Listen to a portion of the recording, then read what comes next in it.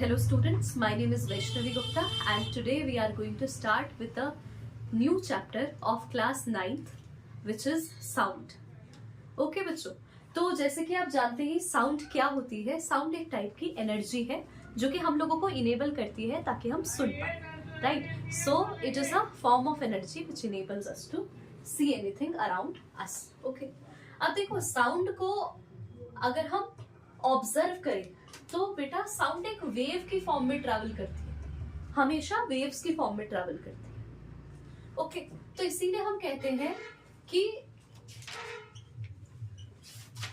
पहले तो एक चीज और जाननी जरूरी है.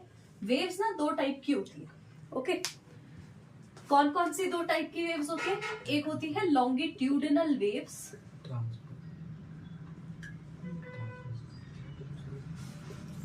एंड दूसरी होती है ट्रांसवर्स वेव्स. ओके, जो लॉन्गिट्यूडिनल वेव्स होती है ना, जिस डायरेक्शन में एनर्जी ट्रैवल कर रही है उसी डायरेक्शन में वो वेव भी ट्रैवल करती है. लेकिन जो ट्रांसवर्स वेव है उनमें केस बिल्कुल अलग होता है. ठीक है, ट्रांसवर्स वेव में क्या होता है बेटा, जिस डायरेक्शन में एनर्जी ट्रैवल कर रही है उससे परपेंडिकुलर डायरेक्शन में वेव चलती है. फॉर एग्जाम्पल देखो, लॉन्गिट्यूडनल वेव का एक एग्जाम्पल तो यही है साउंड वेव. साउंड वेव इसी का एक एग्जाम्पल है. ओके, लेकिन ट्रांसवर्स वेव का एग्जाम्पल क्या है?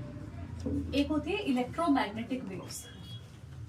इलेक्ट्रोमैग्नेटिक वेव्स, तो ये हमारी जो साउंड वेव्स है they are longitudinal waves. Okay, तो ये हमेशा उसी डायरेक्शन में ट्रैवल करती है जिस डायरेक्शन में साउंड जा रही है. ओके, जैसे मैं यहाँ से उधर की तरफ बोल रही हूँ तो साउंड वेव भी उधर की तरफ ही क्रिएट हुई है. अब एक इंटरेस्टिंग बात सुनना, वो होती है प्रोपगेशन ऑफ वेव. इसको समझना कैसे कोई वेव प्रोपगेट होती है. तो क्या होता है ना बच्चों, जैसे एक ना वो होता है हमारे पास डिवाइस होता है प्रोंग, ऐसे होता है. ठीक है, लैब्स में होता है ये प्रोंग. इसके ये एंड्स होते हैं. ठीक है, तो ऐसा हो गया फोक जैसा हो गया.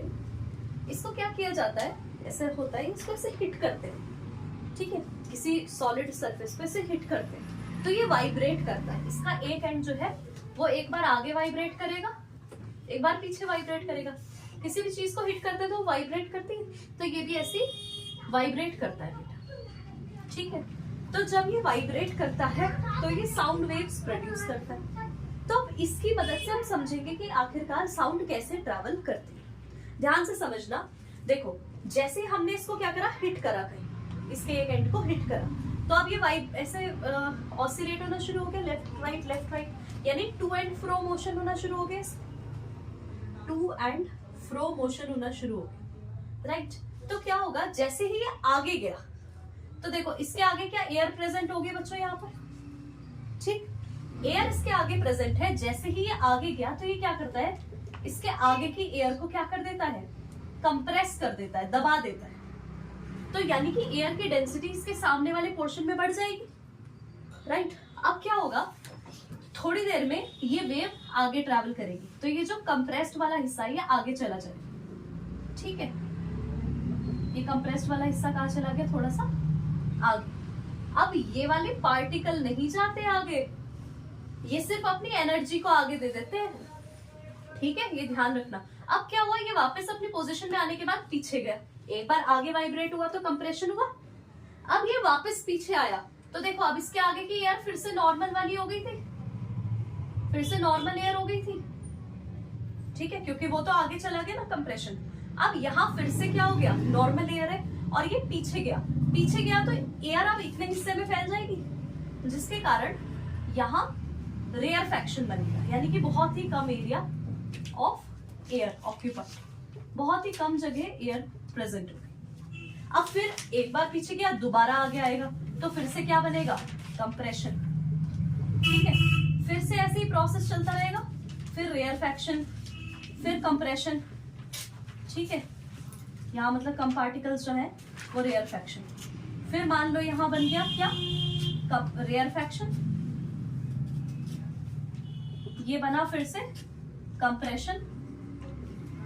ठीक है, तो ये ऐसे ही चलता जाएगा। ओके, ये ऐसे ही प्रोसेस चलता जाएगा। ये कंप्रेशन था, ये रेयरफेक्शन था, फिर ये कंप्रेशन था, ये रेयरफेक्शन था, ये कंप्रेशन था, या रेयरफेक्शन। ऐसे करके ये आगे आगे आगे आगे जाते जाएंगे। और ध्यान रखना यहाँ के पार्टिकल आगे नहीं जाते। अब मैं कुछ बोल रही हूँ तो मेरे थ्रू साउंड वेव्स जो प्रोड्यूस हो रही है वो यहाँ वाली एयर में प्रोड्यूस हो रही ना, तो यहाँ की एयर के पार्टिकल्स वाइब्रेट हो रहे। जब वो वाइब्रेट हो रहे तो अपनी एनर्जी को आगे आगे आगे भेज रहे। जब वो आगे भेज रहे तो सिर्फ साउंड के थ्रू, मतलब मेरे बोलने के कारण आप तक क्या चीज पहुंच रही है, सिर्फ और सिर्फ साउंड की वेव पहुंच रही है। मेरे माउथ के पास के पार्टिकल्स आप तक नहीं आ रहे। Is it clear to you all? ठीक है, तो ये रीजन होता है। इस तरीके से कोई भी साउंड वेव जो है आगे की तरफ प्रोपिगेट करती है। क्लियर हुई बच्चों ये बात अच्छे तरीके से? आप सुनो अब,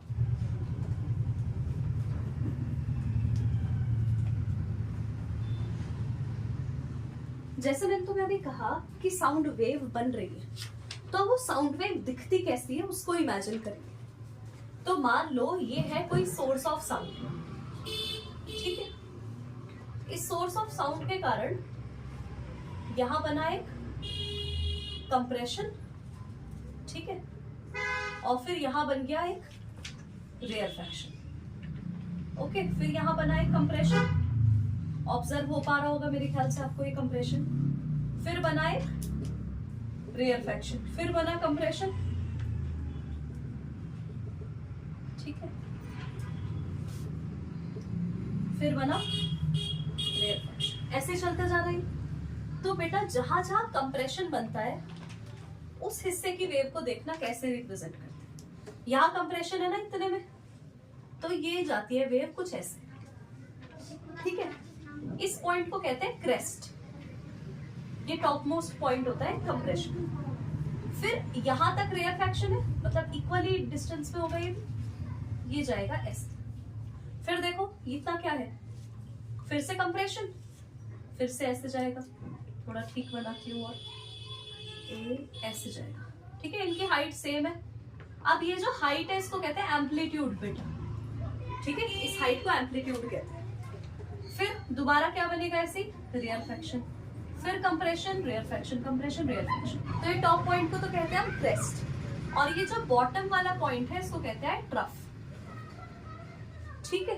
क्रेस्ट और ट्रफ, और ये जो हाइट आप देख रहे हो इसको कहते हैं एम्पलीट्यूड, ठीक है। अब एक चीज और ध्यान रखना, जैसे हमारे पास एक ये क्रेस्ट है, एक ये क्रेस्ट है, तो इन दोनों क्रेस्ट के बीच में इसने ऐसे लेंथ में कुछ डिस्टेंस ट्रेवल करा ना, ये डिस्टेंस एक्सिस है, ठीक है। तो डिस्टेंस ट्रेवल करा इसने यहां तक, इस डिस्टेंस को कहते हैं हम वेवलेंथ, लैम्डा से डिनोट करते हैं, ये होती है वेवलेंथ। अब ध्यान रखना, एक याद रखने वाली बात ये है, एक क्रेस्ट से दूसरे क्रेस्ट तक आने में ये जो पूरी वेव है इसको कहते हैं एक ऑसिलेशन। क्या कहते हैं, एक ऑसिलेशन। एक यहाँ क्रेस्ट से दूसरे क्रेस्ट तक आना कहलाता है वन ऑसिलेशन, या कह लो एक साइकिल। ऐसे यहां समझो, अगर एक ट्रफ से दूसरे ट्रफ तक जा रहे हो तो ये भी क्या कहलाता है तुम्हारा, एक ऑसिलेशन कहलाता है। चाहे एक क्रेस्ट से एक दूसरे क्रेस्ट तक जाओ, चाहे एक ट्रफ से दूसरे ट्रफ तक जाओ, ये दोनों ऑसिलेशन कहलाते हैं, ठीक। एम्पलीट्यूड भी समझ गए। वेवलेंथ क्या है, एक क्रेस्ट से दूसरे क्रेस्ट तक जाना भी वेवलेंथ है, और एक ट्रफ से दूसरे ट्रफ तक जाना भी वेवलेंथ ही कहलाता है, ठीक है। यानी एक ऑसिलेशन करने में कितनी लेंथ ट्रेवल करी उसी को हम कहते हैं वेवलेंथ। तो the distance travelled during one oscillation is known as what, is known as wavelength, ठीक है बच्चों। समझ में आई होगी आपको ये बात अच्छी तरीके से। एम्पलीट्यूड भी समझ गए आप। Amplitude, it is the maximum distance in density travelled by the wave, मतलब मैक्सिमम हाइट कितनी अचीव कर सकते हैं उसको कहते हैं एम्पलीट्यूड। एक और टर्म होती है बेटा हमारे पास, वो होती है फ्रीक्वेंसी। देखो फ्रीक्वेंसी का मतलब होता है, फ्रीक्वेंसी से पहले दूसरे टर्म बताती हूँ तुम्हें, टाइम पीरियड। देखो टाइम पीरियड का मतलब ये होता है कि एक साइकिल को होने में कितना समय लग रहा है, उसे हम कहते हैं टाइम पीरियड। ठीक है, जैसे मैं कहूँ यहां से यहां तक आने में वेव ने 5 सेकंड लगाए, तो टाइम पीरियड हो गया 5 सेकंड। अब 5 सेकंड में वेव की एक साइकिल कंप्लीट हुई, यानी 1 सेकंड में कितना प्रतिशत वेव ट्रैवल हुई, 1/5, यानी 1/5 साइकिल ट्रैवल हुई, तो वो कहलाती है फ्रीक्वेंसी।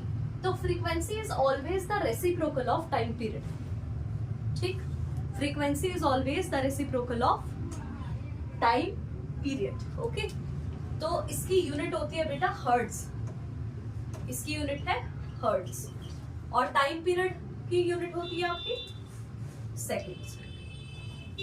ठीक है, अब हमारे पास ना, तुमने एक फॉर्मूला तो पढ़ा ही है बचपन से, स्पीड, एक मार्कर हाथ में आएगा हर बार, तुमने एक फॉर्मूला तो पढ़ा ही है हमेशा से, speed is equal to distance upon time. अब ध्यान से सुनना, डिस्टेंस कितना ट्रैवल कर रही है यहाँ, वेवलेंथ के बराबर, तो स्पीड को मैं लिख रही हूँ c is equal to distance कितना ट्रैवल कर रही है, लेमडा के बराबर, अपॉन टाइम लग रहा है इसे t, 1/t लिखा है ना बच्चों, ध्यान से देखो, लेमडा इंटू 1/t ही तो है ये, और 1/t को हम क्या कहते हैं, फ्रीक्वेंसी। अच्छा एक चीज और सुन लो, फ्रीक्वेंसी का ये सिंबल होता है न्यू, न्यू 1/t के बराबर होता है। तो ध्यान से देखो, क्या मैं इसको लेमडा न्यू भी लिख सकती हूँ, 1/t की जगह न्यू लिख दिया और लेमडा ऐसा का ऐसा लिख दिया। तो ये जो फॉर्मूला आया हमारा speed is equal to distance upon time से, ये किसका फॉर्मूला है, speed of a sound wave का फॉर्मूला है। ठीक, ये बहुत इंपॉर्टेंट हो जाता है आपके पास, ये सारी बातचीत आपको समझ में आई। ठीक, अब आगे देखते हैं।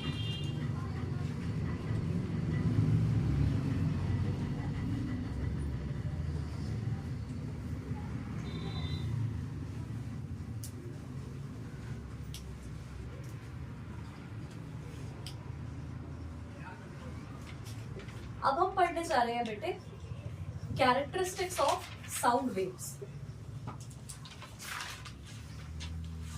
बहुत कॉमन सी बातें जो हम हर बार बोलते हैं ना, हम कहते हैं बच्चा बहुत लाउडली बात करता है, या हम कहते हैं इस बच्चे की आवाज की क्वालिटी बड़ी अच्छी है, या फिर हम ऐसा भी कहते हैं कि इसकी पिच बड़ी हाई है, जिसकी आवाज कानों में चुभती है हम कहते हैं इसकी पिच बड़ी हाई है। ठीक है, और लाउडनेस हम कहते हैं बहुत चिल्ला के बोल रहा है, बहुत तेज बोल रहा है। ठीक है, अब देखो ये तीनों चीजें जो अभी हमने फैक्टर्स पढ़े उन्हीं के ऊपर बेस्ड है।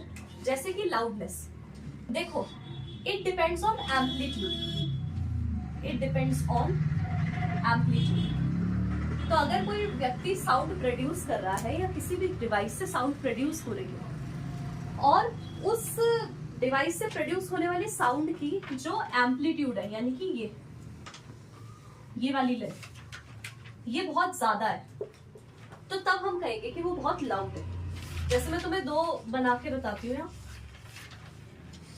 जैसे एक ये है और एक ये है, इसमें देखो इसमें एम्पलीट्यूड बहुत ज्यादा, इसमें एम्पलीट्यूड बहुत कम, राइट। तो ये वाली साउंड लाउड होगी इसके मुकाबले, ओके, ये लाउड है और ये थोड़ी कम लाउड है। ओके, अब ऐसा समझो, मान लो दो आवाजें बिल्कुल बराबर लाउडनेस की है, यानी कि किसी एक पर्सन की आवाज और दूसरे पर्सन ने एक ही लेवल से चिल्लाया, ठीक है, लेकिन तब भी एक की आवाज कानों में बहुत ज्यादा चुभेगी और एक की आवाज नहीं चुभेगी। जैसे एक बॉय और एक गर्ल दोनों गाना गा रहे हैं, तो दोनों की आवाज अलग अलग पता लगती है ना हमें। गर्ल्स की आवाज ज्यादातर कानों में चुभती है, बॉयज की आवाज थोड़ी भारी होती है, ठीक है। वो चीज डिपेंड करती है किस पे, पिच पे। अब समझना, पिच किस पे डिपेंड करती है अपने आप पे, पिच डिपेंड्स ऑन फ्रीक्वेंसी, ठीक है। तो मैं मान लो एक साउंड बना रही हूँ जो कानों में नहीं चुभ रही है, डल आवाज, ठीक है, ये ट्रैवल कर रही है डल आवाज, ठीक है। अब श्रिल आवाज कैसी होगी, देखो उसका भी एम्पलीट्यूड तो इतना ही है, सेम एम्पलीट्यूड है उसका भी, लेकिन अब क्या हो रहा होगा यहाँ पर, यहाँ बहुत सारी फ्रीक्वेंसी ट्रैवल कर रही है। Are you getting my point? तो कई सारी फ्रीक्वेंसी ट्रैवल कर रही है, जिसके कारण ये आवाज कानों में चुभेगी, ये वाली नहीं चुभेगी। अब कानों में आवाज चुभने वाली से भी मत समझो, अलग अलग इंस्ट्रूमेंट्स है, जैसे किसी इंस्ट्रूमेंट की आवाज बहुत तेज लगती है हमें, है ना, कुछ इंस्ट्रूमेंट्स की आवाज बहुत तेज लगती है, कुछ की हमें मतलब बहुत कानों को सूदिंग लगती है। तो this also depends on pitch. अब मान लो हमारे पास दो स्टूडेंट्स हैं, दोनों बच्चे बात कर रहे हैं, दोनों सेम एज के हैं, उनकी आवाज मतलब उतनी ही लाउड है, बॉयज है मान लो दोनों, या दोनों गर्ल्स है, वो बोल रहे हैं, तब भी मैं उन दोनों की आवाज में डिफरेंशिएट कर पाती हूँ कि कौन बच्चा कौन है। कैसे करते हैं हम लोग? उसका कारण होता है बेटा क्वालिटी। क्वालिटी को टिम्बर भी कहते हैं। क्या कहते हैं? टिम्बर। तो क्वालिटी बताती है कि जैसे अब मान लो ऐसी दो वॉइस है, मैं कह रही हूँ सेम इंटेंसिटी की वॉइसेस है ना, दो, वो समझ,